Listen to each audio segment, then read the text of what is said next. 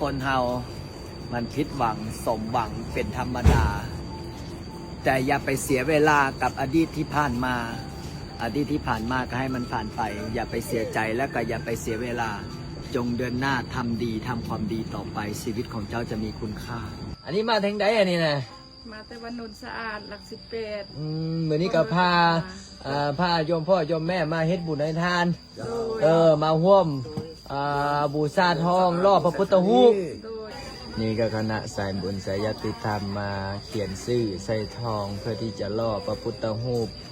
มื้อวันที่9 เดือน 7นี้เนาะก็คือเอาตนโยมก็มาบูชาทองนี่เราจะได้เขียนชื่อนามสกุลไว้ในนี้เลี้ยงไว้ในนี้เนาะนี่ก็คือพระพุทธรูปที่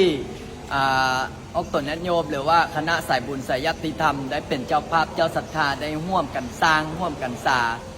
ตอนนี้ก็ถึงขั้นตอนที่จะเก็บรายละเอียดแล้วก็จะมีพิธีล่อก็คือวันที่9 เดือน 7หรือว่าวันที่9 เดือนกรกฎาคมนี่แหละเนาะก็คือออกตนโยมทั้งหลายพระอาจารย์ก็